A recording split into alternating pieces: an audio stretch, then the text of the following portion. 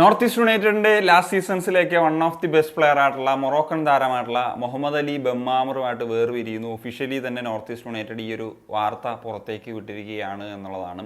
സത്യം പറഞ്ഞാൽ ഒരു ഷോക്കിംഗ് ഡിപ്പാച്ചർ തന്നെയാണ്. അവരുടെ പറഞ്ഞ ലാസ്റ്റ് 2 സീസണിലെ one of the best player തന്നെയായിരുന്നു. അവരുടെ ഒരു ഡിഫൻസീവ് മിഡ്ഫീൽഡ് പൊസിഷനിൽ നല്ല പ്രകടനം നടത്തിയിട്ടുള്ളൊരു താരമാണ്. അപ്പം എന്താണ് ക്ലബിൻ്റെ ഒരു പ്ലാൻ എന്നൊക്കെയുള്ളത് നമുക്ക് നോക്കി കാണണം. ഇദ്ദേഹം പോയി ഇതിനേക്കാളൊരു ബെറ്റർ ഓപ്ഷനൊക്കെ വരുമോ എന്നുള്ളത് നോക്കാം.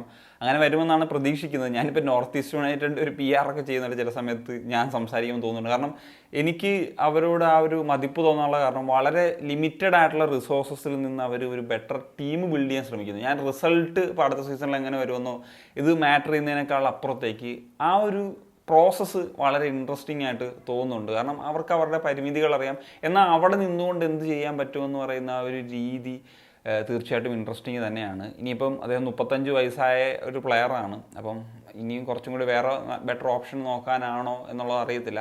35 വയസ്സൊക്കെ ആയെന്ന് പറയുമെങ്കിലും എൻ്റെ ഒരു ഒപ്പീനിയനിൽ ബെമ്മാമറിന് ഇനിയും 1-2 സീസൺ കൂടി ഇന്ത്യൻ ലീഗിലൊക്കെ കളിക്കാനുള്ളൊരു കേപ്പബിലിറ്റി ഉണ്ട് എന്നുള്ളത് തന്നെയാണ് ഞാൻ വിശ്വസിക്കുന്നത്. കഴിഞ്ഞ 2 സീസണുകളിലായിട്ട് അദ്ദേഹം ഏതാണ്ട് 43ഓളം മത്സരങ്ങൾ കളിച്ചിട്ടുണ്ട്. 4 ഗോളും 1 അസിസ്റ്റുമാണ്. ആസ് എ DM എന്ന നിലയിൽ അദ്ദേഹത്തിൻ്റെ ഒരു സ്റ്റാറ്റാണിത്.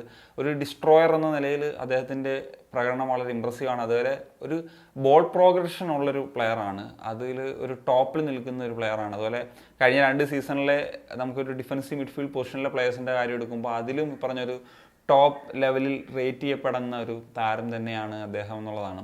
എനിവേ അദ്ദേഹം ഇനി ഇന്ത്യ തന്നെ വിട്ടു പോവുകയാണോ എന്നുള്ളത് അറിയത്തില്ല. നമ്മൾ കഴിഞ്ഞ ദിവസം സംസാരിച്ചാണ് പല വിദേശ താരങ്ങളും ഇന്ത്യ തന്നെ വിട്ടുപോകുന്ന സാഹചര്യം. എന്നാൽ ഇദ്ദേഹവുമായി ബന്ധപ്പെട്ടിട്ട് ചെന്നൈയിൻ FC-യുമായി റിലേറ്റ് ചെയ്ത ചില റൂമേഴ്സും കാര്യങ്ങളും കേൾക്കുന്നുണ്ട്. അങ്ങനെ വളരെ റിലയബിൾ ആയിട്ടുള്ള സോഴ്സസിൽ നിന്നൊന്നും അല്ല.